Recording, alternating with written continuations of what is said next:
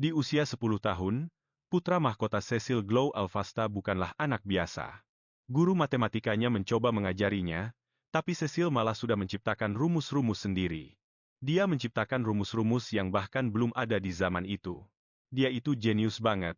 Tunggu sebentar, kita mundur dulu, tahan dulu. Pangeranku Cecil, teori itu belum ada loh. Benar, aku baru saja menciptakannya, padahal usianya baru 10 tahun. Oke. Jadi dari sinilah kita mulai. Gurunya ini sampai kaget setengah mati. Dia sadar kalau hal ini bakal mengubah segalanya. Dia langsung lari buat lapor ke perkumpulan peneliti. Kebanyakan anak pasti bakal bingung kalau ditinggal pergi gitu aja sama gurunya. Tapi Cecil itu sekali dengar langsung paham segalanya. Jadi dia nggak butuh diceramahi panjang lebar. Dia nggak perlu belajar lama-lama. Baginya, semua itu membosankan banget. Sampai suatu hari, tunangannya yang merupakan putri seorang markis, Bertia Evil North, bilang kalau dia adalah sosok penjahat atau antagonisnya. Teman-teman, jahat nggak sih kalau aku bilang begini? Dia itu agak gemuk ya. Bertia bilang kalau tugasnya adalah memisahkan Cecil dengan sang pahlawan wanita. Dia ingin membuat Cecil benar-benar syok di akhir cerita nanti. Cecil malah tersenyum balik padanya, karena baru kali ini ada sesuatu yang nggak masuk akal baginya. Hari ini juga pertama kalinya dia bertemu langsung dengan Bertia. Jelas banget kalau bukan cuma dia yang nggak paham sama apa yang diomongin cewek ini. Dia menoleh padanya dan bilang kalau ngobrol sambil berdiri itu kurang pas. Dia mengajaknya minum teh. Tapi entah kenapa Bertia malah nggak siap buat itu. Disitulah Cecil memperkenalkan pelayan pribadinya, Zeno yang berambut hijau. Bertia menatapnya dengan tajam. Cecil bertanya ada apa, dan Bertia mikir kalau pangeran ini tenang banget. Dia merasa Cecil terlalu tenang buat anak seusianya. Sampai dia tanya apa Cecil itu hasil reinkarnasi. Istilah reinkarnasi ini jadi ide menarik lainnya buat Cecil. Dia menjelaskan kalau dia memang dididik seperti itu. Dia bilang begitulah cara anggota kerajaan bersikap. Tapi Zeno punya pemikiran lain. Beginilah cara bangsawan bersikap. Si pelayan batin, enggak gitu juga kali. Zeno mikir kalau ada pangeran umur 10 tahun lain yang sedingin dan sefilosofis ini, pasti nggak bakal ada yang tahan. Aku suka gimana Cecil digambarkan punya pemikiran selevel Hokage di usia 10 tahun. Rasanya kayak Itachi yang lagi makan lahap. Bertia menjawab kalau dia mengerti. Terus dia bilang hal yang mungkin bikin syok, yaitu dia punya ingatan dari kehidupan masa lalunya. Di negeri tempat dia lahir dan besar dulu, yaitu Jepang, ada banyak cerita yang bisa dia tonton. Dia bisa menonton cerita dengan gambar bergerak yang bentuknya mirip seperti novel. Otome game ini adalah sesuatu yang sangat dia nikmati. Wah, lihat deh ekspresi Cecil itu. Pas ingatannya kembali, disitulah dia sadar kalau dia terlahir di dalam sebuah otome game. Dia sadar dunia ini adalah sebuah game. Makanya dia tahu skenario masa depan mereka. Cecil nantinya bakal jatuh cinta dengan seorang putri bangsawan, si gadis takdir. Sebagai sosok antagonis, Bertia bakal berubah jadi iblis pencemburu dan menyiksa gadis itu habis-habisan. Hal ini akhirnya bakal bikin Cecil marah besar, sampai berujung pada hancurnya keluarga Bertia. Singkatnya, dengan mengalahkan Bertia, Cecil dan sang pahlawan wanita bisa menemukan kebahagiaan. Meskipun dia ditakdirkan untuk hancur, dia ingin melakukannya dengan cara yang indah. Dia ingin menjadi bunga kejahatan kelas atas. Lihat deh dia. Dia semangat banget buat jadi penjahat dan hancur berantakan. Benar-benar pencinta cerita yang fanatik. Sebelum ini, Cecil nggak pernah sekalipun merasa gagal paham dengan omongan orang lain. Mau dia cuma terlalu berimajinasi atau beneran punya kekuatan buat meramal masa depan, itu nggak masalah bagi Cecil. Itu nggak penting buat dia. Tapi setelah dianalisis, dia sadar kalau cewek ini berusaha keras untuk menjadi seseorang. Dia bisa melihat kalau Bertia berusaha menjadi sosok yang cocok untuk tinggal di dunia ini. Skenario miliknya itu. Selama hal itu tidak menjadi masalah bagi calon ratu di masa depan, dia sih tidak keberatan. Dia bertanya apa sebenarnya bunga kejahatan kelas 1 yang dia maksud itu. Bertia menjawab, kuat, mulia, dan cantik, dan, meskipun jalannya menuju kehancuran, dia akan mengambilnya tanpa ragu.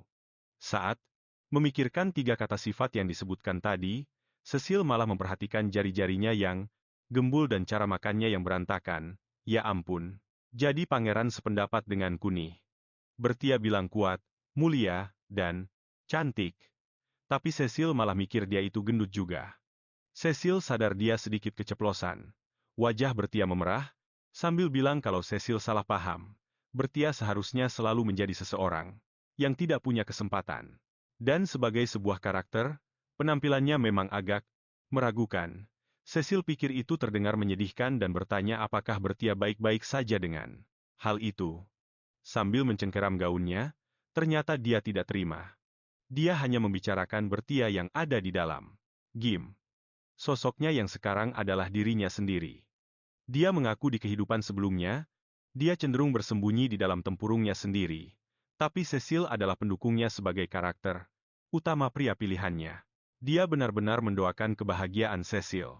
Itulah kenapa dia bertekad untuk menjadi bunga kejahatan yang jujur dan adil. Cecil lagi-lagi berpikir kalau jujur, adil, dan jahat itu sama sekali tidak masuk akal. Bertia berjanji akan memperbaiki diri dan datang lagi, lalu dia lari terbirit-birit. Cecil bertanya-tanya apa maksud dari semua itu.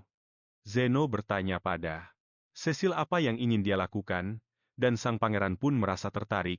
Bertia sama sekali tidak punya etika yang diperlukan untuk berinteraksi dengan bangsawan, dan Cecil tidak mengerti banyak perkataan dan tindakannya. Justru itulah yang membuatnya merasa sangat terhibur. Cecil berencana untuk mengawasinya sebentar, dan jika perlu, dia akan menjinakkannya dan membawanya ke jalan yang benar. Dari kata-katanya, Zeno bisa melihat kalau Cecil sedang menikmati dirinya sendiri. Dan bagi Cecil, rasa ketidakterdugaan ini tidaklah buruk. Biasanya, dia bisa melakukan apa saja hanya dalam satu kali percobaan. Jadi, dunia baginya adalah tempat yang sangat membosankan. Dia jarang sekali merasakan rasa pencapaian. Di matanya, dunia telah kehilangan warnanya. Itulah sebabnya dia berharap Bertia akan mengkhianati ekspektasinya. Oke, jadi sekarang setelah mereka membangun dinamika ceritanya, aku rasa premis ini sebenarnya cukup menarik. Jadi, ini adalah cerita reinkarnasi, antagonis wanita. Tapi kita melihat segalanya dari sudut pandang sang pangeran, yang tahu segalanya tentang hal itu. Ya, ini bakal seru banget. 1 tahun kemudian, Zeno memberikan laporan dari seorang utusan. Lady Bertia telah mengurung diri di dalam rumahnya selama 1 tahun. Cecil menanggapinya dengan positif, yang membuat Zeno bingung. Tapi sang pangeran terus mengawasinya dan bilang kalau Zeno sudah melihatnya sendiri, dia pasti akan mengerti. Beberapa hari kemudian, mereka bertemu dengan Bertia yang jauh lebih langsing, yang memakai semacam rubah di lehernya. Cecil merasa terkesan. Laporan itu ternyata benar. Dia telah berlatih selama 1 tahun terakhir dengan diet dan olahraga untuk memperbaiki penampilannya. Bertia sangat ingin tahu apakah Cecil salah mengenalinya sebagai orang lain dan langsung dipukul oleh ayahnya karena tingkah lakunya terhadap putra mahkota. Sang Markis memohon pada Cecil untuk memaafkan ketidaksopanan putrinya yang bodoh itu. Cecil tidak keberatan dan berpikir kalau itu kekanak-kanakan dan menggemaskan. Hal ini memicu sesuatu dalam diri Bertia. Dia ingin Cecil mengatakannya sekali lagi, dia ingin Cecil memanggilnya, menggemaskan lagi. Ayahnya menariknya ke samping dan memperingatkannya agar jangan membiarkan penampilan pangeran menipunya. Matanya tidak pernah tersenyum. Dia tidak punya emosi yang diperlukan untuk melakukan hal-hal imut. Ayahnya pikir Cecil terlalu dingin dan mengatakan hal itu padanya. Menganggapnya menggemaskan. Saat sedang asyik minum teh, Churro terbangun dan melompat turun dari pangkuannya. Dia minta maaf, tapi sejak dia memungutnya, makhluk kecil itu nggak mau lepas dari sisinya, jadi dia menyuruh Churro menyamar jadi syal supaya bisa dibawa kemana-mana. Cecil merenungkan hal ini. Penyamarannya sehingga terlalu mirip, tapi dia tahu itu apa sebenarnya. Dia memutuskan buat diam dulu sekarang, biar nanti kedepannya jadi lebih seru. Dia menawarkan teh dan kue manis ke Bertia, tapi dehaman pelayannya jadi kode kalau dia harus fokus diet dengan berat hati. Makanya Cecil menyiapkan kue rendah gula ini, sambil bilang kalau dia sendiri sebenarnya nggak terlalu suka makanan manis. Wah, dia perhatian banget ya. Mata Bertia langsung berbinar. Dia semangat banget makannya, dan rasanya bikin dia senang luar biasa. Cecil mengira dia ingin jadi jahat, tapi rasanya dia malah melenceng ke arah sebaliknya. Sambil membahas pesta besok, dia memutuskan sebagai penjahat kelas atas, dia bakal menjalankan tugasnya sebagai pasangan Cecil. Cecil heran kenapa dia sok bisa diandalkan. Tapi sekarang dia malah merasa cemas. Dia menyuruh Bertia merahasiakan fakta kalau dia adalah penjahat yang bereinkarnasi, cukup jadi rahasia mereka berdua saja. Masuk ke dunia bangsawan itu berbahaya karena kita nggak pernah tahu hal apa yang bisa berakibat fatal. Dia kebingungan, jadi Cecil menjelaskan kalau bunga iblis yang membiarkan dirinya terbuka buat diserang bakal terlihat lemah. Dan sekarang dia paham, mengalahkan lawan secara diam-diam itu baru kelas atas, sedangkan banyak omong tapi gali kubur sendiri itu kelas teri. Dia berniat, jadi berbeda dari Bertia yang ada di game dengan menjadi bunga bangsawan yang cantik, Cecil. Senang dia mengerti, meski dia merasa pemahaman Bertia agak sedikit melenceng. Besok adalah ulang tahunnya yang ke-11 dan dia semangat buat merayakannya sampai dia ingat kalau itu artinya dia juga bakal segera berusia 10 tahun. Dia mulai menangis sambil menjelaskan, kalau ibunya bakal meninggal saat itu. Menurut skenarionya, penyebabnya adalah wabah penyakit yang mulai menyebar di musim panas. Tepat sebelum ulang tahunnya yang ke-10, Ibu Bertia akan meninggal. Dia menjelaskan betapa sulitnya menghadapi penyakit menular yang terus bermutasi dan butuh waktu lama buat menemukan cara mengobatinya. Tanaman herbal yang mereka butuhkan untuk obatnya adalah daun luana. Masalahnya, stoknya nggak cukup buat semua orang. Banyak warga yang bakal tewas. Cecil sudah tahu soal itu dan berpikir kalau tanaman itu memang sangat sulit dibudidayakan. Dalam ceritanya, ayah Bertia mencari daun luana kemana-mana dengan panik, tapi dia nggak menemukannya. Dia memohon pada raja untuk memberinya sedikit tapi nggak dikasih, dan akhirnya ibunya dimakamkan di bawah guyuran hujan deras. Cecil menyuruhnya untuk bersiap-siap dari sekarang. Menyelamatkan ibunya jauh lebih penting daripada skenario game. Bertia sangat sayang ibunya, tapi dia tahu kalau alurnya berubah, Cecil mungkin nggak bakal dapat akhir cerita yang seharusnya. Cecil kaget melihat Bertia ternyata mengkhawatirkannya juga. Dia memberikan sapu tangan dan menyuruhnya menyeka air matanya. Dia ada di sini sebagai tunangannya, dan kalau Bertia dalam kesulitan, mereka berdua bisa memikirkan solusinya bersama-sama. Aduh teman-teman, adegan ini bikin baper banget. 1 tahun berlalu dan di rumahnya, Bertia bilang ke Cecil kalau dia jahat banget. Dia langsung minta maaf karena bersikap nggak sopan layaknya seorang nona, tapi Cecil bilang nggak apa-apa, lalu bertanya apa dia berbuat salah. Sampai wajah cantiknya jadi cemberut begitu. Dia menjelaskan kalau dia ingin menyusun strategi buat melawan wabah itu, tapi balasan di surat-suratnya cuma, semuanya bakal baik-baik saja. Dia nggak tahu harus berbuat apa. Dia sudah berusaha keras mengumpulkan daun luana, tapi jumlah yang dia punya sama sekali nggak cukup, dan entah kenapa, pas musim panas tiba, penyakitnya nggak menyebar, dan ibunya sehat-sehat saja. Bertia sama sekali nggak ngerti apa yang sebenarnya terjadi. Pangeran Cecil cuma tersenyum, sambil bilang supaya dia nggak perlu khawatir. Wabahnya memang sempat muncul, persis kayak yang dia bilang, tapi tiba-tiba hilang begitu saja. Bertia beneran terpaku. Cecil pakai informasi yang dikasih, Bertia buat menebak penyakit itu, terus dia bikin obatnya sendiri. Kayaknya aku nggak perlu kaget lagi sih. Dia cuma pakai informasi dari kamu buat menebak penyakitnya dan langsung bikin obatnya. Aku juga nggak tahu kenapa aku masih merasa kaget, padahal kan dia itu jenius cilik. Tapi ini lucu banget sih, begitu wabahnya mulai menyebar, semua pasien langsung dapat perawatan saat itu juga. Bertia pun mulai mengguncang-guncang tubuh Cecil, nanya apa maksud semua ini, dan Cecil malah senang-senang saja, karena cuma Bertia satu-satunya yang dibiarkan bersikap kayak gitu ke dia. Cecil menyuruhnya santai dan mereka bisa ngobrol di luar. Kalau ditarik mundur ke waktu Bertia pertama kali bilang soal ibunya yang bakal meninggal, Cecil langsung minta izin ke ayahnya buat pakai rumah kaca kerajaan. Langkah selanjutnya adalah pergi ke perpustakaan buat cari tahu lebih banyak soal daun luana. Dia belajar sampai larut malam, sampai akhirnya dia berhasil menumbuhkan pohon luana raksasa. Itu adalah penemuan terbesar abad ini, tapi Cecil, kayak biasanya, bersikap santai banget seolah itu bukan masalah besar. Jadi intinya, dia sampai bikin pohon raksasa demi menyembuhkan ibu Bertia. Pria ini beneran ada di level yang berbeda. Selanjutnya dia mau fokus bikin obat dan tanya ke Bertia soal ciri-ciri penyakitnya, terus dia meminjam pengetahuan dari para ahli di bidang medis dan farmasi buat mengidentifikasi penyakit itu.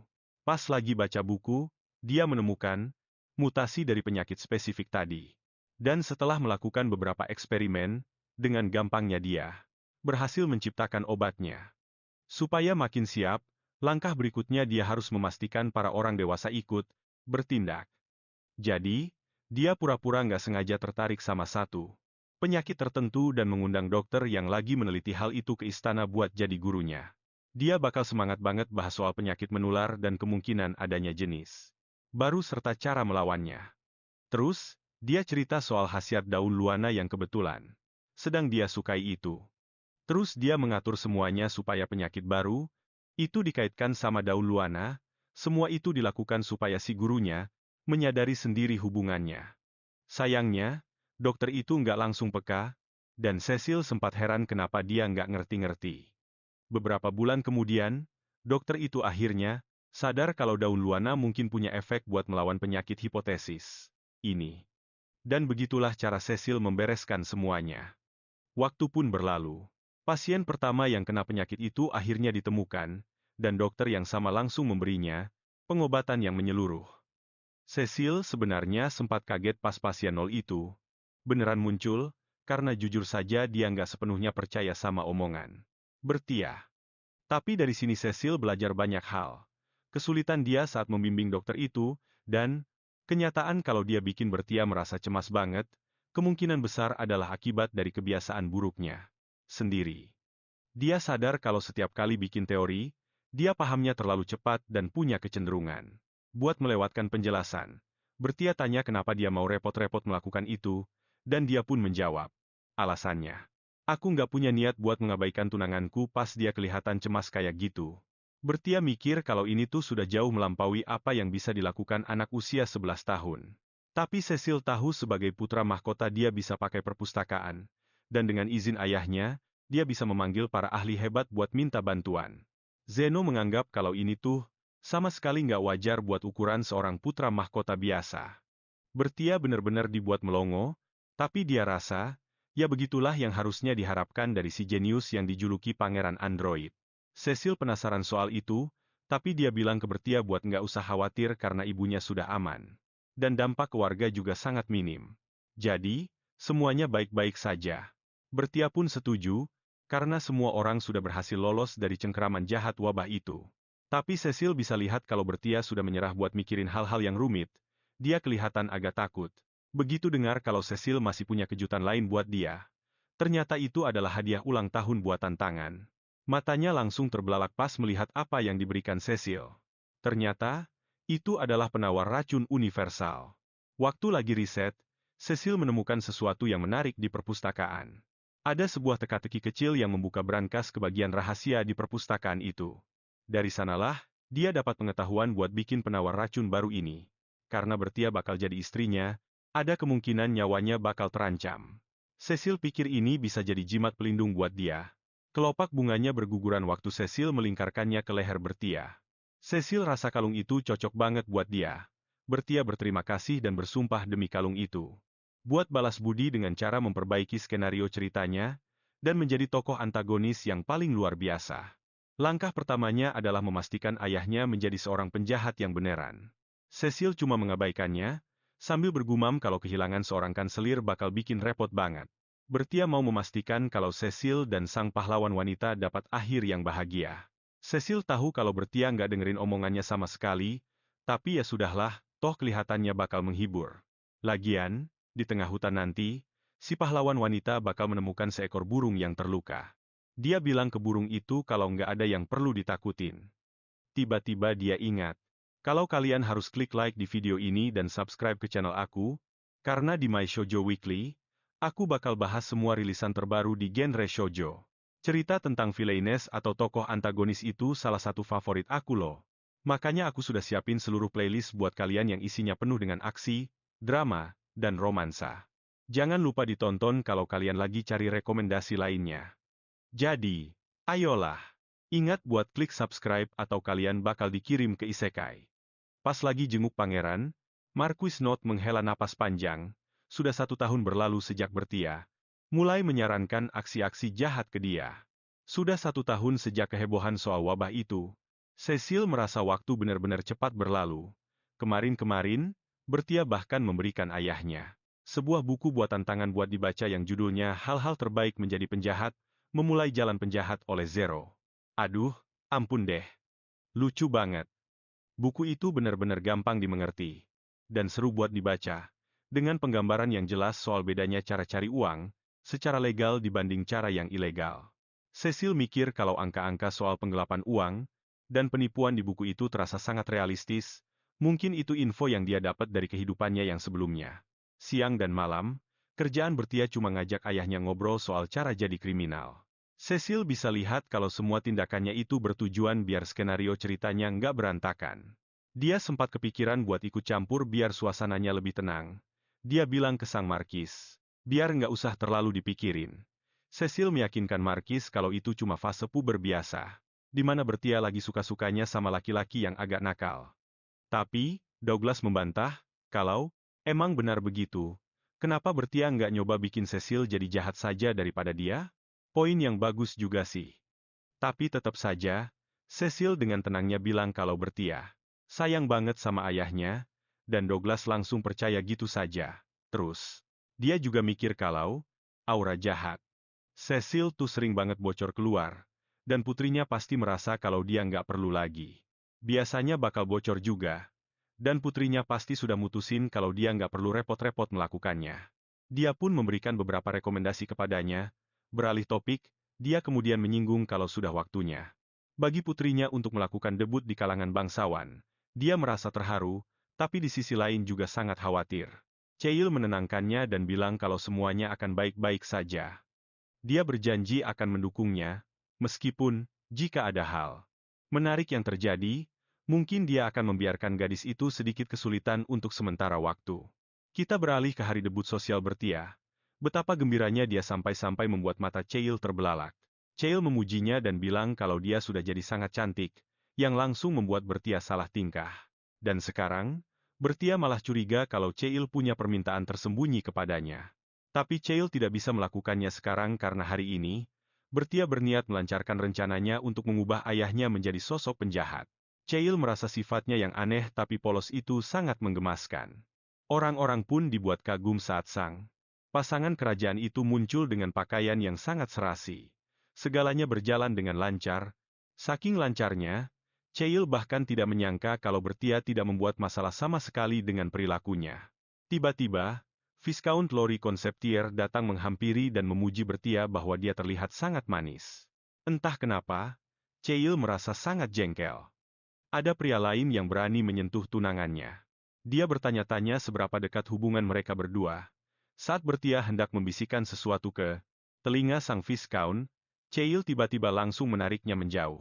Dia meminta maaf kepada pria itu dengan alasan kalau Bertia merasa kurang enak badan. Dia pun membawanya pergi untuk sementara.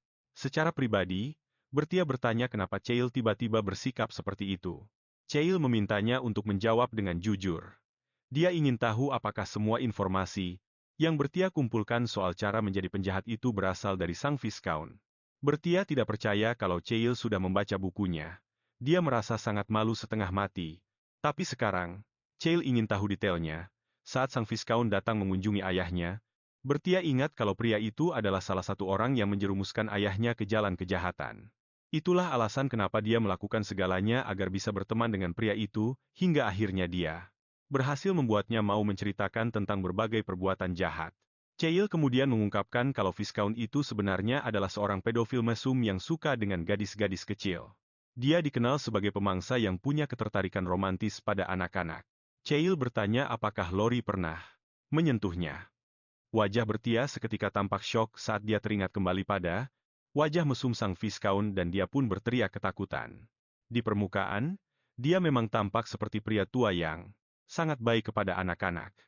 Cheil tidak menyalahkannya karena tidak menyadari hal menjijikan itu. Dia memeluk Bertia, menenangkannya bahwa semuanya akan baik-baik saja dan dia yang akan membereskan semuanya. Cheil bukanlah pria lembek yang akan tinggal diam setelah seseorang berani menyentuh tunangannya. Dia bertanya apakah Bertia sempat berhubungan dengan orang lain, dan dia menjawab tidak. Dia belum bertemu dengan orang-orang lain yang menghasut ayahnya di dalam game, yaitu Count Kanner dan Baron Sagel. Chael memohon agar dia berhenti melakukan hal-hal berbahaya seperti ini, dan Bertia pun setuju.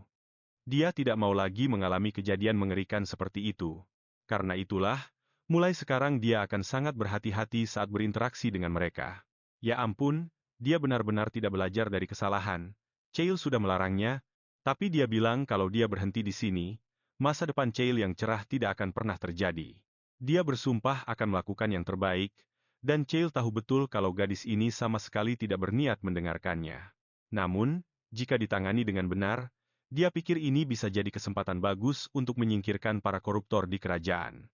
Markis merasa khawatir kalau putrinya telah melakukan suatu kesalahan, tapi Chael menemuinya untuk membicarakan masalah serius ini. Dia menjelaskan kalau melalui saluran tertentu dia mendengar rumor soal tindakan asusila Count Kanor, Baron Sagel, dan Viscount Conceptier, serta fakta bahwa mereka selama ini mencoba mendekati Sang Marquis. Douglas benar-benar tidak percaya kalau Sang Viscount telah melakukan perbuatan sebejat itu terhadap putrinya sendiri. Chael menyuruh Douglas agar jangan pernah membahas hal ini di depan Bertia. Ini adalah siasat Chael supaya Bertia tidak tahu tentang rencananya sendiri, dengan memastikan ayahnya tetap tutup mulut. Chael kemudian bilang kalau dia ingin menyingkirkan semua orang yang terlibat.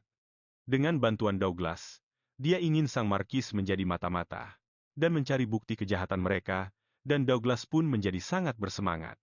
Dia sendiri yang akan menghancurkan mereka. Persiapan pun sudah matang. Chael ingin mengawasi orang-orang itu secara langsung. Tapi tak lama kemudian, dia harus mulai tinggal di asrama Akademi Helm. Bakal sulit baginya untuk bergerak bebas. Lalu, 6 bulan kemudian, saat sedang berjalan di area kampus, dia berpikir kalau semua ini sangat membosankan. Kualitas pendidikan di sini memang tinggi, tapi sebagai anggota keluarga kerajaan, dia sudah menguasai seluruh kurikulumnya. Dia berharap Bertia ada di sini. Tiba-tiba saja dia mendengar gadis itu memanggilnya, Pangeran Chael. Dan dia pun terkejut. Bertia sedang berlari ke arahnya bersama hewan peliharaannya. Dan meskipun Chael ingin memeluknya, seorang bangsawan tidak boleh kehilangan ketenangan hanya karena hal seperti ini. Tiba-tiba, Bertia bilang padanya, "Kita punya anak. Kita akan segera punya bayi." Oh, ini benar-benar pernyataan pembuka yang gila setelah lama tidak bertemu. Mata Chael sampai berkedut, dan aku pun pasti begitu. Bertia terus saja bicara, dan sementara sang pangeran tadi baru saja berpikir kalau dia merasa bosan, dia sama sekali tidak ingat pernah berharap akan ada kekacauan seperti ini. Salah satu murid laki-laki berkata, "Itulah Pangeran Chael kita. Dia benar-benar laki-laki sejati. Astaga, bukannya umur mereka baru sekitar 12 tahun ya?" Tapi Chael tidak mungkin berani menyentuh tunangannya sebelum menikah. Bertia sebenarnya tidak ingin merepotkan sang pangeran sejauh ini. Dia bilang ini adalah peristiwa yang sangat membahagiakan, tapi dia tidak bisa merasakan kegembiraan yang tulus akan hal itu. Chael ingin Bertia berhenti mengatakan hal-hal yang mengundang kesalahpahaman lebih lanjut. Dengan lembut, dia bertanya, "Sebenarnya siapa yang sedang hamil anak siapa?" Chael memegangnya erat, mengatakan kalau dia tidak tahu apa yang terjadi, dia tidak akan tahu cara membantunya. Lihat, bahkan hewan peliharaannya pun tidak siap mendengarnya. Bertia minta maaf karena sudah bersikap konyol dan kemudian menjelaskan kalau ibunya sedang hamil anak ayahnya.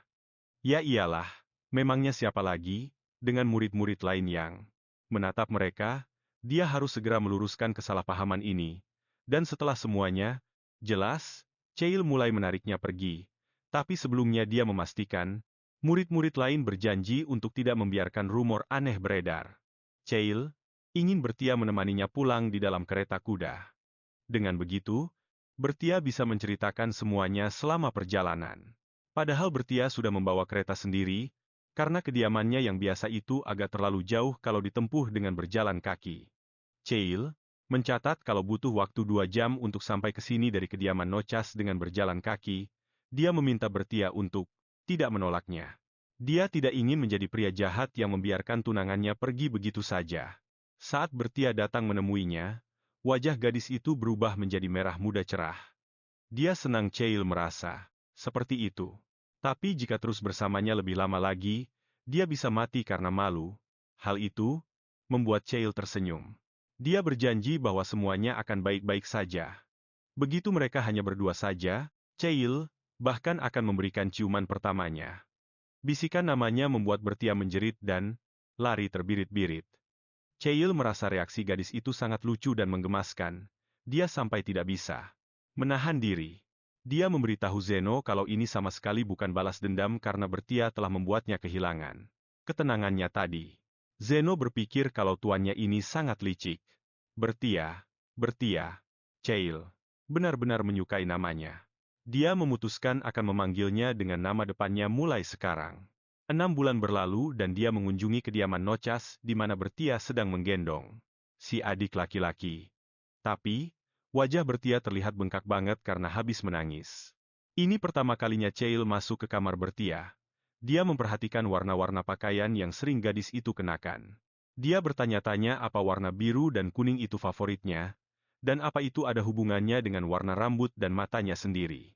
Cheil pun bertanya-tanya, perasaan gelisah apa sebenarnya yang ada di dalam hatinya ini. Bertia meminta maaf kepadanya terkait masalah adik kecilnya, Anit. Ternyata dalam skenario aslinya, keluarga Noces itu tidak punya pewaris. Seharusnya mereka mengadopsi anak laki-laki dari keluarga cabang Lois. Tapi tentu saja, karena ibu Bertia selamat dari wabah, seluruh skenarionya pun jadi hancur berantakan. Saudara angkat itu seharusnya sudah dibawa masuk ke rumah sekarang dan mulai bersekolah di akademi. Dia seharusnya masuk ke Akademi Helm dengan nama Chorgane Delis Noches. Dia akan dengan cepat menonjol dan muncul sebagai kandidat untuk menjadi asisten kepercayaan Cheil. Cheil tahu kalau bakal sulit bagi anggota keluarga tanpa gelar untuk bisa masuk ke akademi. Kalau dia memang benar-benar hebat, akan sayang sekali jika bakatnya terbuang sia-sia. Bertia lalu bilang kalau menghindari rute di mana Cheil dan sang pahlawan wanita berakhir bersama itu adalah hal yang bagus. Cheil pun menanyakan hal itu karena sebelumnya, Bertia bilang kalau dia seharusnya jadian dengan si pahlawan wanita. Bertia menjelaskan kalau ada beberapa target penaklukan, tergantung pada tindakan si pahlawan wanita nantinya. Sosok yang akhirnya bersamanya bisa saja berubah-ubah. Cheil tidak percaya Bertia sampai lupa memberitahukan sesuatu yang sangat penting seperti itu. Dia berpikir tidak perlu memutuskan pertunangan mereka kalau si pahlawan wanita bisa saja berakhir dengan orang lain. Tapi Bertia tidak bisa membiarkan itu terjadi, kalau tidak, sesuatu akan menimpa Cheil. Bertia mulai berkeringat dingin sambil meyakinkan Cheil kalau itu bukan apa-apa. Pokoknya, dia akan memastikan Cheil dan si pahlawan wanita benar-benar bersatu. Jelas sekali bagi Cheil kalau Bertia cuma berusaha mengalihkan pembicaraan ini. Dia bertanya siapa saja target penaklukan lainnya, dan kita tahu kalau mereka adalah orang-orang yang ditakdirkan jadi asisten kepercayaannya. Ada Valuan, Charles Leno, Neltrum, dan pangeran kedua, Zura Turquoise Alfasta. Dalam masalah ini, skenarionya akan memicu semacam kekuatan paksa supaya saat waktunya tiba, sebuah kejadian akan terjadi.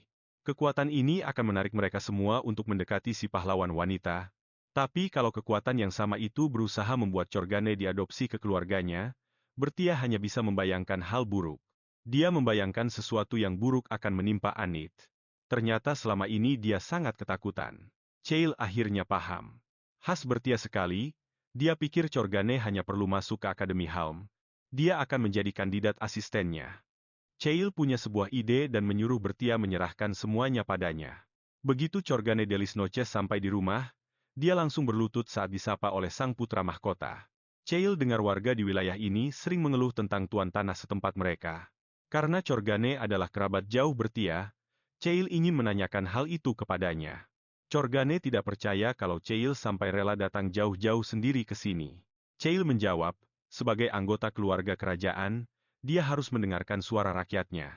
Chorgane menjelaskan kalau tuan tanah di sini sebenarnya sangat logis, sosok yang patut dihormati.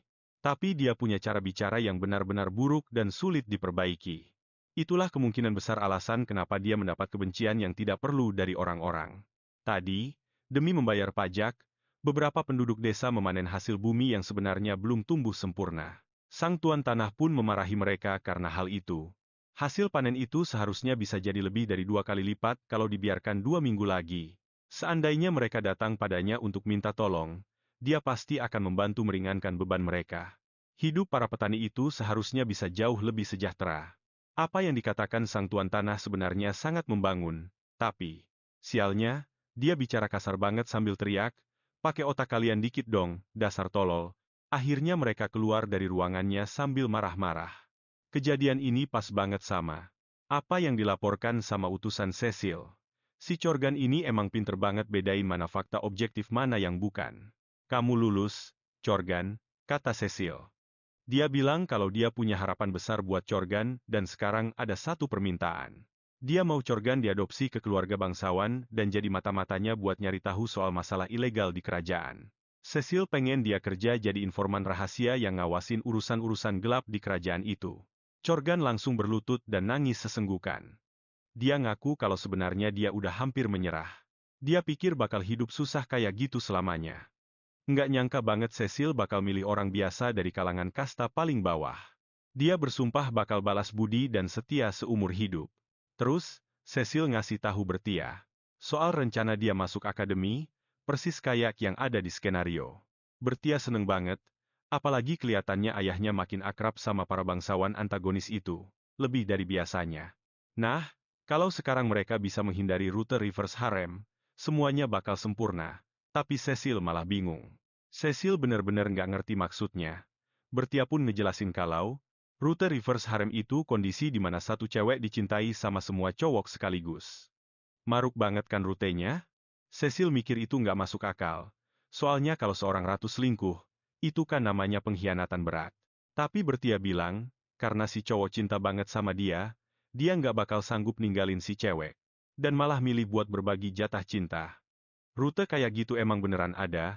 Cecil nanya, orang bego mana yang mau ngancurin kerajaan cuma demi selingkuh? Terus Bertia ngebocorin rahasia soal latar belakang yang melibatkan penggunaan sihir pemikat. Padahal sihir kayak gitu nggak ada di dunia ini. Tapi Cecil mikir, mungkin roh cahaya bisa ngelakuin hal yang mirip. Roh itu bisa menyucikan kejahatan dan ngasih rasa bahagia luar biasa ke orang-orang baik, semacam cahaya penyembuhan. Pakai rasa bahagia itu, seseorang bisa bikin orang lain nempel terus kayak kena sihir. Bertia nggak percaya kalau roh itu beneran ada, dan Cecil pun bingung lagi soalnya.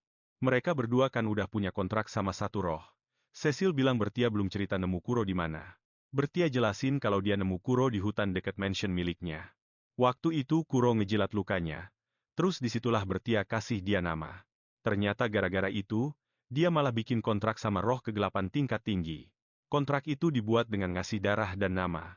Bertia bener-bener nggak nyangka. Zeno juga ternyata adalah roh kontraknya Cecil. Hal ini jelas bikin otak Bertia nggak kuat. Buat ngikutin semuanya. Cuma dengan satu gerakan tangan, dia nyuruh Zeno manggil buku-buku. Biar Bertia bisa belajar soal roh. Dia bener-bener belum siap buat itu semua. Tapi tetap aja, bayangin hubungan romantis sama heroine yang pakai kekuatan roh cahaya. Buat semacam cuci otak ke orang-orang di sekitarnya. Cecil mikir kalau cara itu ekstrem banget kalau mau dipakai ke dia. Di kota, si heroine ini lagi ngejar picon, terus nggak sengaja nginjek genangan air. Dan nyipratin air ke orang yang lewat. Orang itu tadinya mau marah, tapi picon langsung beraksi dan pakai sihir cahaya buat memikat bapak-bapak itu. Tiba-tiba bapak itu berlutut dan nanya namanya dengan tatapan penuh cinta. Heroin itu pun senyum dan bilang namanya Heronia Indon. Pas satu pagi, Cecil ngasih pidato sambutan buat murid-murid baru di Akademi Halm. Karena jabatannya sebagai ketua dewan siswa di sana. Bertia matanya sampai berbinar-binar pas ngeliat Cecil. Terus di ruang OSIS, kita diperkenalin sama para cowok tampan di game ini. Charles memuji Bertia sebagai bunganya Cecil, dia bilang Bertia itu paling mencolok.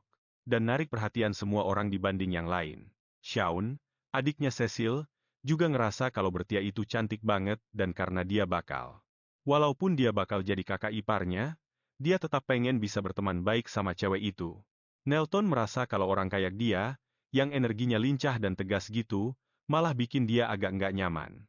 Valt berpikir kalau dia itu benar-benar luar biasa, apalagi dengan kaki yang indah dan pinggang yang ramping begitu. Charles kaget banget. Dia kira Valt cuma tertarik sama urusan berantem saja, makanya dia mulai meledek Valt. Dia mengejek kalau hal-hal yang bikin Valt tertarik itu memang khas cowok banget. Dan Valt cuma menjawab, ya iyalah. Untuk ukuran anak bangsawan, Bertia sepertinya sudah berlatih keras sekali. Tapi, Cecil tahu rahasia yang sebenarnya. Dia sudah tidak sabar ingin melihat gimana reaksi Charles pas tahu sifat asli cewek itu yang sebenarnya nanti. Charles bertanya soal dia ke Zork, Karena secara teknis kan Zork itu masih bagian dari keluarga Not. Tapi Zork menjawab kalau keluarganya itu berasal dari cabang Lewis, jadi hal seperti itu nggak pernah terjadi. Dia bilang ke Charles kalau dia sedang mengganggu pekerjaannya, jadi tolong jangan mengajak dia bicara dulu. Terus, Cecil bangun untuk memberitahu teman-temannya kalau dia mau pergi menemui tunangannya yang imut banget itu. Teman-temannya benar-benar tidak percaya. Selain karena Cecil tiba-tiba bersikap ramah, biasanya kan dia selalu kelihatan bosan. Dia selalu kelihatan seperti orang yang tidak tertarik sama sekali dengan orang lain. Tapi Cecil bilang kalau dia memang tertarik dengan orang-orang yang kelihatannya bisa menghibur. Charles mengusulkan supaya mereka semua pergi menemui dia untuk memberi salam. Shaun juga ingin banget ikut. Senyumnya akhir-akhir ini cerah sekali, sampai orang-orang bilang kalau dia punya senyum malaikat. Sebaliknya, mereka malah memanggil Cecil malaikat jatuh. Dan akhirnya, cowok-cowok itu pun berangkat. Cecil memperhatikan Heronia yang tampak bersinar-sinar sambil mengejar Pichon. Dia memberikan perintah singkat kepada Zork sebagai tanggapan. Baru setelah itu dia menyapa Bertia. Dia menghampiri Bertia yang sedang asyik minum teh, dan Bertia benar-benar kaget dibuatnya. Padahal ada banyak individu yang sangat unik di pesta itu. Tapi Cecil merasa kalau ada satu orang yang paling menarik perhatian, yaitu Kuro. Seiring dengan masuknya Bertia ke akademi, Kuro pun berubah wujud ke bentuk ini supaya bisa terus menemani di sisi Bertia. Tidak ada yang bisa melihat telinga dan ekornya. Tapi, Bertia mengira kalau dia baru akan datang nanti. Namun, Cecil merasa itu aneh. Soalnya kan mereka memang janjinya bertemu jam segini. Tiba-tiba, seorang wanita berambut ungu menyela untuk memberi salam kepada sang pangeran. Namanya Joanna Churchwarn, anak seorang duke. Dia dan Cecil itu sepupu dua kali. Joanna menjelaskan kalau Bertia mengira Cecil bakal sibuk dan tidak akan datang, bahkan Bertia sempat khawatir. Dia kelihatan gelisah sambil celingak-celinguk, terus wajahnya jadi murung begitu. Joanna merasa kalau Bertia itu imut sekali saat sedang seperti itu. Bertia pun berusaha menyuruhnya berhenti bicara. Cecil bisa melihat kalau Joanna juga merasa terhibur gara-gara tingkah Bertia. Bertia dengan semangat pamer kalau dia sudah punya banyak teman. Maksudnya, anak buah. Cecil tahu kalau dia sengaja memakai kata anak buah dan bukannya teman cuma supaya kedengarannya jahat. Dia bisa melihat kalau Bertia ingin membuat situasinya kedengaran lebih buruk dari yang sebenarnya. Cecil yakin banget kalau Bertia ingin bergaya ala bunga kejahatan, tapi dia bilang kalau itu tidak perlu dilakukan. Katanya, dia tidak boleh memanggil teman-temannya yang berharga seperti itu. Bertia pun merasa bersalah dan langsung minta maaf. Tapi Joanna bilang supaya hal itu tidak usah dipikirkan. Lagi pula, para wanita ini semuanya adalah anggota. Mereka adalah anggota komunitas pemuja Nona Bertia, seperti Silica Luna yang berambut merah itu. Ada juga Cynthia Sornelis yang berambut hijau dan Anne Kogarit yang berambut coklat di sana. Ini sebenarnya komunitas tidak resmi, lebih seperti fan club begitu. Cara kerja mereka itu cuma untuk memperhatikan dan menjaga Nona Bertia saat dia tumbuh besar. Ternyata, Bertia populer sekali, dia disukai oleh semua gender, dan mereka merasa kalau melihat dia itu bisa bikin hati tenang. Cynthia berpikir kalau kebaikan Bertia itu terpancar jelas, dan itu membuat dia merasa nyaman. Silica tidak mau membiarkan Bertia sendirian, dia merasa kalau dia harus terus menjaga cewek itu. Makanya Bertia bisa tumbuh jadi orang yang jujur seperti sekarang. Bertia sendiri tidak menyangka kalau Silica menganggap dirinya seperti itu. Ibunya. Cecil kemudian menarik Bertia ke samping dan mengucapkan selamat atas penerimaan sekolahnya. Dengan bunga mawar biru. Dia sangat gembira. Ini pasti berarti Cecil sudah menyelesaikan kejadian pertemuan romantis atau meet cute. Meskipun warna mawarnya sedikit berbeda dari yang ada di dalam game. Mawar biru adalah item tingkat legendaris. Cecil memberikannya karena Bertia menyukai warna ini, dan di seluruh dunia, cuma ada satu pot mawar seperti ini. Dia merasa tidak enak menerima sesuatu yang begitu berharga. Tapi dia sangat menyukainya, warnanya secantik warna mata Cecil. Saat para wanita lain mengerumuninya dengan penuh kagum, dia bersumpah kalau bukan itu maksudnya. Dia hanya menyukai warna biru yang indah. Itulah alasan dia menyukainya. Dengan skenario yang berubah di sana-sini, dia khawatir tentang apa yang mungkin terjadi, tapi merasa lega karena Cecil berhasil menyelesaikan kejadian pertemuan romantis itu. Cecil bertanya apa itu, dan Bertia pun terkejut. Seharusnya dalam perjalanan ke pesta, Cecil bertemu dengan seorang gadis cantik yang sedang bermain-main dengan burung putih. Cecil ingat gadis itu tertawa dengan suara tinggi yang aneh dan berbicara pada burung putih. Karena tampak mencurigakan, dia menyuruh Corgane melaporkannya ke guru. Gadis itu terus melirik orang-orang dengan cara yang tidak sopan, dan dia merasa itu cukup menjengkelkan. Bertia memberitahunya bahwa ini adalah masalah yang sangat gawat. Orang itu adalah tokoh utama atau heroin di game, sang gadis takdir. Begitu Cecil melihatnya, dia seharusnya mengambil mawar merah dari buket yang ditujukan untuk Bertia dan memberikannya pada gadis itu. Itulah yang disebut kejadian pertemuan romantis. Namun, karena dia memberi Bertia tanaman dalam pot, mengambil satu tangkai bunga saja sudah tidak mungkin dilakukan. Bertia bertanya apakah dia merasakan sesuatu dari gadis itu. Apakah melihatnya bermain dengan burung, yang sangat berbeda dari nona-nona lainnya, memicu rasa ketertarikannya. Cecil menjawab bahwa seorang wanita muda yang muncul mengenakan rubah hidup yang melilit lehernya memberikan kesan yang jauh lebih besar baginya. Dia berpikir kejadian pertemuan romantis itu benar-benar hancur total. Cecil bermaksud membuatnya bahagia tapi merasa bersalah karena malah menyusahkannya. Bertia bilang itu tidak apa-apa, membiarkan dirinya merasa sedikit senang dengan hadiah pemberiannya. Meski begitu, tatapan sedih itu tidak kunjung hilang dari mata Cecil. Di ruang OSIS, Cecil kemudian menyambut Joanna. Melihatnya sedang minum teh bersama Bertia adalah hal yang tidak terduga baginya, tapi Joanna tidak berpikir begitu. Saat pertama kali bertemu Bertia, dia benar-benar terpesona setelah Bertia menyelamatkannya dari para bangsawan yang mencoba menggodanya. Dan Bertia menulis buku berjudul, Sedang Musim Sekarang, koleksi lengkap tempat-tempat terbaik di ibu kota kerajaan, yang menjadi alasan beberapa anggota bergabung dengan perkumpulan tersebut. Cecil langsung ke intinya. Dia di sini untuk bertanya apakah ada anggota di dalam sana yang menimbulkan risiko. Joanna tidak suka Cecil mencampuri rahasia seorang gadis. Cecil berpikir Joanna terlihat jauh lebih seperti tokoh antagonis atau villainess daripada Bertia, dan dengan cepat membalas bahwa dia akan memberitahu Sean kalau Joanna sudah menyelidikinya. Joanna tidak menyangka hal itu. Cecil sudah tahu kalau Joanna sangat memuja adik laki-lakinya. Dan sekarang, Joanna mengamuk sambil mengumpat kalau inilah alasan dia membenci perancang rencana yang berhati busuk. Dia tidak percaya Cecil dan Pangeran Sean yang polos serta menggemaskan itu adalah saudara kandung. Dan di atas semua itu, tunangannya Bertia bahkan mencintainya. Cecil mengejeknya karena merasa cemburu, dan itu benar-benar menusuk perasaan Joanna. Joanna akhirnya menyerah dan mengatakan tidak ada elemen berbahaya di dalam perkumpulan itu. Dia sudah menginstruksikan mereka dengan sangat teliti. Namun, ada beberapa orang yang iri dengan popularitas Bertia. Dalam daftar hitam Joanna, ada nama Heronia Iones. Joanna menjelaskan daftar ini berisi para wanita yang mengagumi Cecil atau para tunangan yang menaruh kasih sayang pada Bertia. Para pria itu mengalihkan rasa tidak suka mereka. Cecil berjalan menghampiri Bertia. Cecil pikir bakal seru kalau ikut, tapi Joanna nggak habis pikir. Kok dia bisa sesantai itu? Padahal situasi tunangannya lagi gawat banget. Tapi Cecil sih nggak ngerasa gitu, soalnya Bertia dikelilingi seluruh anggota fan club di sisinya. Dia bisa tenang dan nyerahin semuanya ke Joanna. Setelah Joanna pergi, dia mikirin soal Bertia yang dia suruh belajar kekuatan Kuro buat ngelindungin diri dari sihir cahaya penyembuh milik Heronia.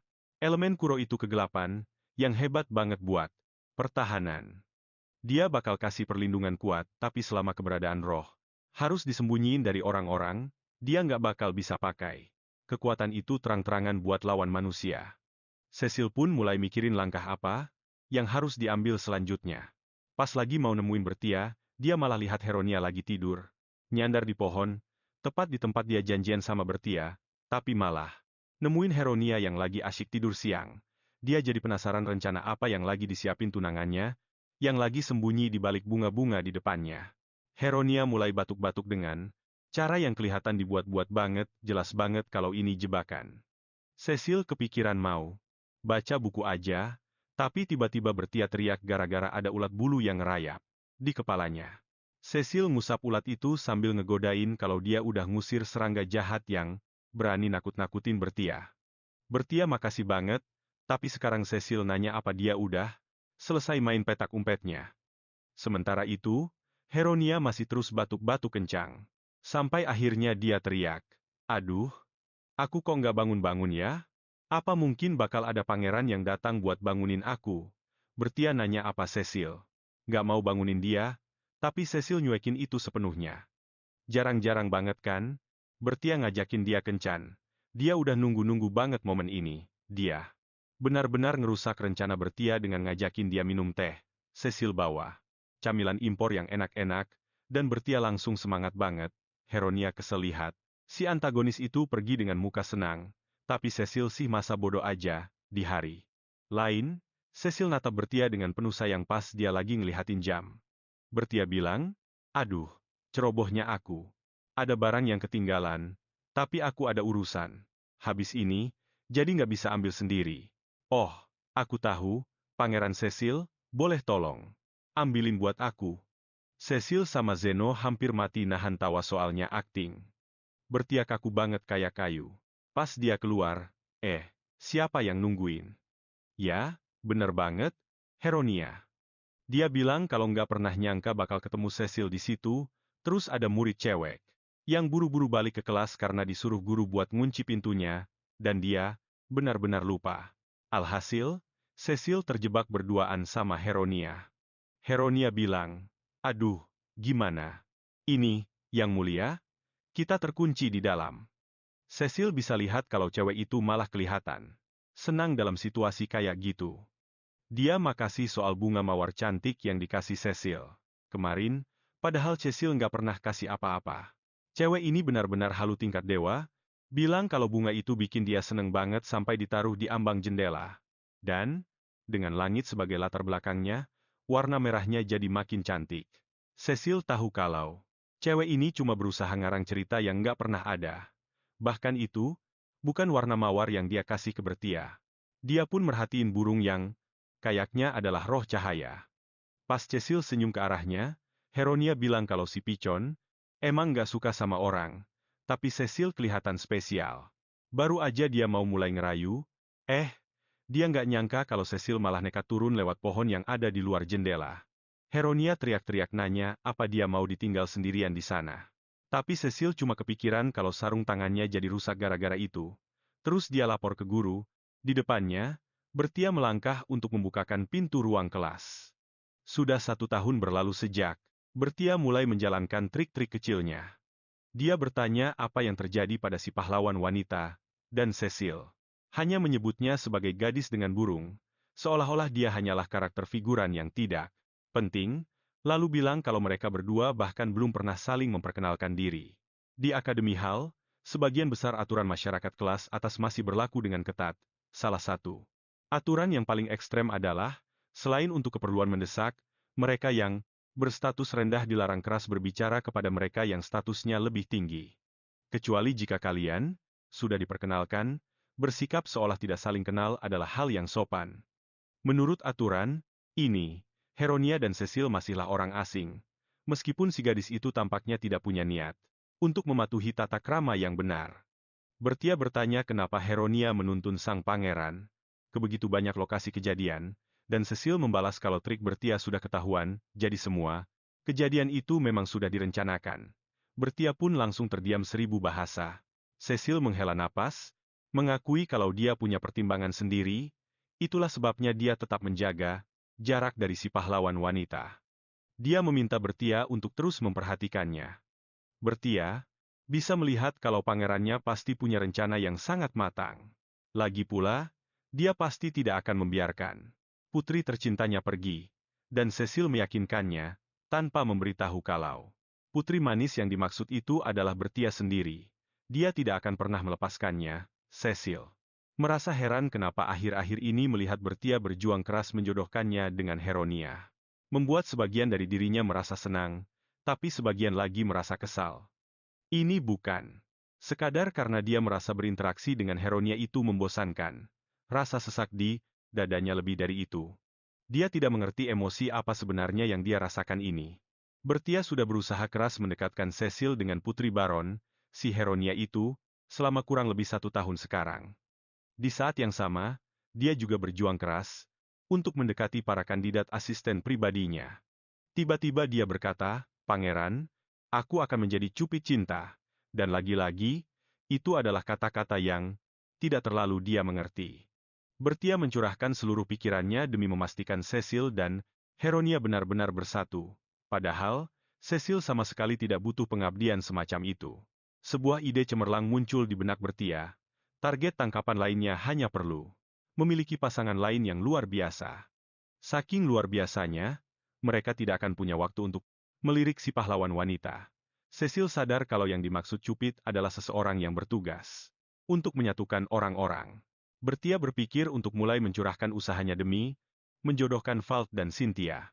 Mereka sebenarnya sudah bertunangan tapi belum saling mengenal satu sama lain dengan baik. Dia pergi dengan penuh semangat, lalu disambut oleh Anne, yang terlihat agak murung. Keesokan harinya, Cecil muncul bersama Valt di acara kencannya dengan Cynthia. Ternyata Cynthia adalah penunggang kuda yang sangat mahir, dan Bertia tidak mengerti kenapa bisa begitu. Seharusnya Cynthia punya fisik yang lemah, karena wabah beberapa tahun yang lalu. Tapi hal itu tidak terjadi, bukankah? Fakta itu sudah menjawab pertanyaannya sendiri.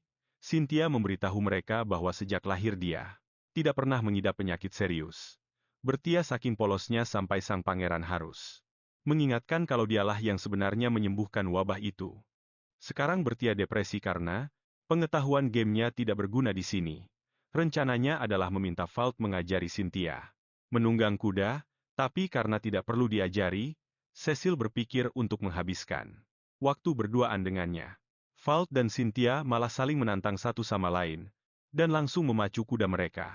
Cecil juga menambah kecepatan agar mereka tidak tertinggal, dan melakukan lompatan berbahaya hanya demi mendengar jeritan Bertia. Meskipun Cynthia, walau kalah, dia merasa senang banget dan ngajak Val buat balapan lagi. Val tentu aja senang banget. Dia juga udah latihan lebih keras buat ini. Sementara itu, Bertia masih merasa agak lemas. Cheil pikir reaksi Bertia itu lucu banget. Mungkin dia tadi emang agak keterlaluan sih. Tapi dia bakal segera pulih kok, soalnya misi Mak Comblang Cinta ini sukses besar. Mereka berdua melihat Charles lagi jalan sama cewek lain yang belum pernah Cheil lihat sebelumnya. Cheil ngerasa ekspresi wajah Bertia pas lagi ngelihatin Charles itu sesuatu banget. Besoknya, Charles ketemu sama Anne dan nyadar kalau wajah Anne kelihatan agak pucat. Kalau Anne lagi khawatir soal sesuatu, Charles bersedia kok dengerin curhatannya. Saran apapun yang Anne butuhin, dia bakal beresin semuanya secepat kilat. Anne tersenyum padanya. Charles emang selalu berusaha buat nyenengin hatinya, tapi masalah kali ini harus dia selesaikan sendiri. Ayahnya bilang kalau dia harus mutusin apa yang mau dia lakuin soal pertunangannya. Kabar itu datang lewat surat, jadi ini saatnya bagi Anne buat membulatkan tekadnya.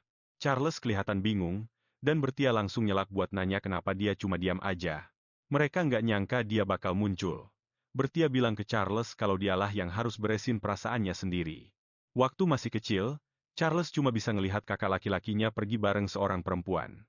Padahal hari itu adalah hari di mana para calon tunangannya bakal datang berkunjung ke rumah mereka.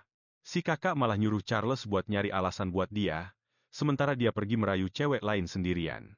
Charles mikir kalau kakaknya itu emang nggak ketulungan. Pas ngelihat Anne yang mau nangis, dia pun berniat buat menghiburnya. Karena Bertia ngebongkar kalau dia jelas-jelas suka sama Anne, Charles pun ngadu ke Cheil. Punya perasaan sama calon tunangan kakaknya sendiri itu bukan hal yang bisa dibuat bercanda. Itulah kenapa dia berusaha buat ngelupain Anne secepat mungkin dengan cara kencan sama cewek-cewek lain. Tapi apapun yang dia lakuin, nggak ada satupun cewek yang perasaannya sekuat perasaannya ke Anne. Anne sangat berarti buat dia, tapi di saat yang sama dia juga ngerasa benci banget sama dia. Karena Anne udah nyuri hatinya secara total, padahal dia tahu kalau dia nggak akan pernah bisa memilikinya. Di mata Cheil, biasanya Charles itu orangnya santai dan nggak mau ambil pusing. Dia nggak pernah nyangka kalau Charles ternyata nyembunyiin perasaan yang begitu dalam dan tulus. Parahnya lagi, ternyata Anne dan Bertia dari tadi berdiri tepat di belakangnya. Cheil benar-benar telat buat ngasih tahu dia. Aduh, bodoh banget deh. Tapi coba deh lihat wajah Anne. Itu adalah wajah seorang gadis yang selama ini udah menunggu. Bertia ngatain dia benar-benar menyedihkan. Tapi Charles tahu kalau Anne nikah sama anak kedua kayak dia. Maka posisi tertinggi yang bisa Anne dapetin cuma jadi istri seorang kaun. Dia berbalik buat ngejawab kalau Anne bakal jauh lebih bahagia kalau jadi istri seorang duke. Karena nggak tahu kalau Anne ada di situ dari tadi, dia langsung jadi salah tingkah banget. Bertia bilang ke dia kalau kestabilan ekonomi itu emang perlu, tapi kasih sayanglah yang bikin wanita bahagia. Lagi pula, kakaknya itu emang beneran playboy kelas berat. Apa kakaknya bakal rela kalau dia ngambil Anne? Bertia beralasan kalau daripada jadi seorang duchess, tapi nikah sama laki-laki yang suka selingkuh, Anne pasti lebih milih jadi countess tapi nikah sama pria sejati. Anne emang beneran sayang sama dia dan dengan lembut ngejawab, iya. Cheil kemudian bilang ke Charles, walaupun gelar itu penting, kalau dia bisa dapat posisi sebagai ajudan. Hal itu kayaknya udah cukup banget buat urusan status sosial. Tapi soal dia bisa nyampe ke sana atau enggak, itu semua tergantung usahanya sendiri. Charles berlutut di depan Anne, dan bilang kalau udah lama banget hatinya dipenuhi rasa cinta buat dia. Dia bersumpah bakal jadi pria yang layak buat melamar Anne dan minta Anne buat nungguin dia. Bertia memintanya untuk menjaganya selagi dia melakukannya. Dia meletakkan tangannya di atas tangan Cecil, menunjukkan kalau dia paham betapa pentingnya sebuah pernikahan politik. Tapi jika memungkinkan, dia ingin melihat seperti apa pernikahan bahagia yang penuh dengan cinta itu. Dia ingin memikirkannya baik-baik, dan hanya dengan mendengar hal itu saja, dia merasa punya kekuatan untuk menjadi pelayan setia sang Raja Iblis. Tentu saja, Raja Iblis yang dimaksud adalah Cecil. Misi sukses, meskipun caranya agak dipaksakan. Di hari lain, Bertia menyapa Pangeran Shaun. Sang pangeran kelihatan senang banget karena baru saja diberi manisan langka. Saat itulah Joanna muncul. Waduh, gawat. Bukannya mereka itu sepupu jauh ya? Bertia sepertinya sengaja mau mengatur jalur cinta keluarga.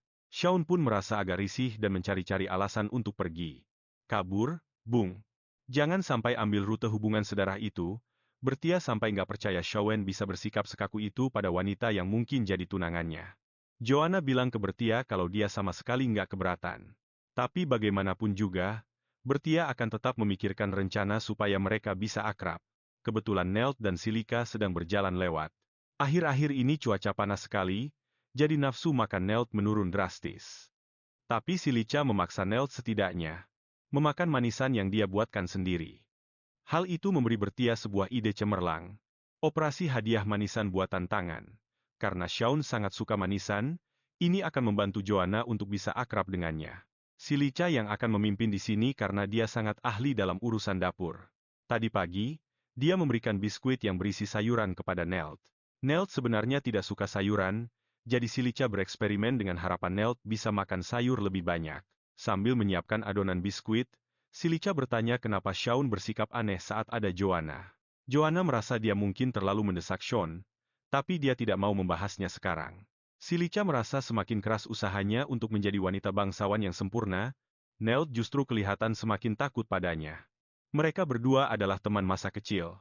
Dan karena Nelt itu tipe penyendiri yang introvert, Silica sering sekali menjadi teman bicaranya. Dia sampai melamun sendiri saat mengingat masa-masa kecil mereka dulu.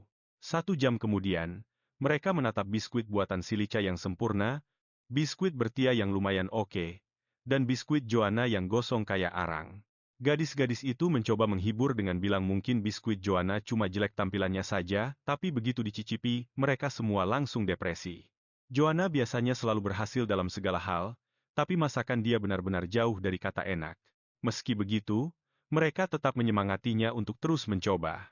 Cecil melihat biskuit buatan tangan Joanna itu setelah mendapat laporan lengkap dari Zeno.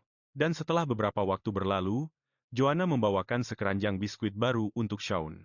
Dia meminta Shaun mencobanya sekarang juga, dan Shaun menjawab, rasanya sangat kering. Joanna minta maaf dan menjelaskan kalau dia membuatnya sendiri. Dia tahu Shaun sangat suka manisan dan berharap biskuit itu bisa menyenangkannya, tapi ternyata gagal lagi. Joanna pun berpamitan untuk pergi, tapi Shaun menghentikannya. Malam itu terasa sangat panas. Sungguh tidak biasa untuk musim seperti ini. Nelt juga sedang kurang sehat. Dia begadang setiap malam untuk mengurusi surat-surat keluhan dari ayahnya. Bertia dan Silica datang berkunjung dengan membawa banyak manisan. Silica kemudian mulai mengomeli Nelt, menyuruhnya agar tidak membiarkan barang-barang berserakan di lantai. Tapi kesabaran Nelt sudah habis. Dia bilang kalau Silika itu menakutkan dan dia benci itu. Dia ingin Silika menjauh saja darinya kalau memang Silika sebegitu muaknya pada Nelt. Nelt benar-benar marah dan bilang kalau mentang-mentang mereka tumbuh besar bersama, bukan berarti Silika bisa ikut campur dalam segala hal. Dia merasa itu sangat mengganggu. Aduh, sakit banget dengarnya. Suasana di dalam ruangan itu seketika menjadi canggung. Cecil pun bisa merasakannya. Air mata Silica terus mengalir membasahi pipinya.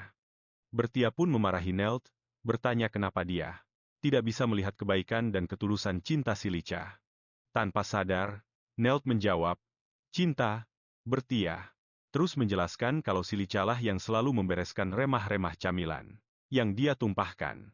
Dia memakan kue buatan si Lica, dan gadis itu memberinya sapu tangan supaya buku-bukunya tidak kotor.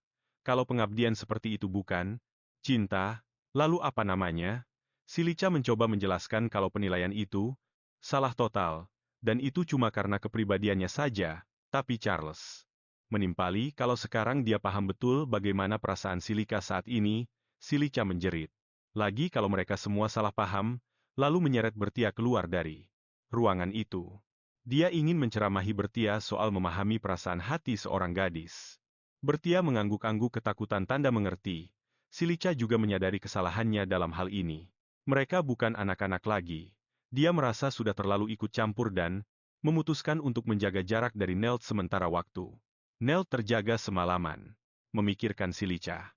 Dia baru sadar kalau Silika biasanya membuatkan teh yang membantunya tidur. Dia tidak melihatnya seharian, termasuk pagi ini. Tidak. Mendengar suara yang biasa dia dengar terasa sangat aneh. Saat dia hampir tertidur, dia terbangun dan mendapati selimut menutupi tubuhnya. Dia pikir itu Silika, tapi ternyata itu cuma Charles. Silika selalu menyelimutinya seperti itu. Dia selalu membantunya, tapi Nell tidak pernah sadar. Cecil menyuruhnya untuk mengatakan hal itu langsung padanya. Nell akhirnya menemukan Silika di luar. Gadis itu langsung minta maaf, tapi Nell bilang kalau dialah yang salah. Dia merasa sangat bersalah, karena sudah bicara kasar sebelumnya, dan mengaku tidak sadar betapa banyak Silika telah membantunya. Dia minta maaf karena begitu tidak peka dan berjanji akan berusaha keras untuk tidak cepat marah mulai sekarang. Lalu dia bertanya, maukah kamu tetap di sisiku selamanya? Silika pun menerimanya dengan bahagia. Bertia dan Cecil memperhatikan dari kejauhan. Bertia pikir ini saatnya mengadakan pesta perayaan, tapi Cecil khawatir dia akan berlebihan lagi. Mereka berdua kemudian melihat Shaun dan Joanna tampak akrab satu sama lain. Bertia tidak paham. Dia pikir operasi hadiah manisan buatan tangan itu gagal. Cecil sepertinya sempat mengobrol sedikit dengan Shaun kemarin. Rasa percaya diri Joanna selalu membuat Shaun merasa rendah diri. Namun, saat dia menenangkan Joanna setelah kegagalannya membuat manisan, dia bilang kalau dia bisa melihat Joanna sebagai gadis biasa.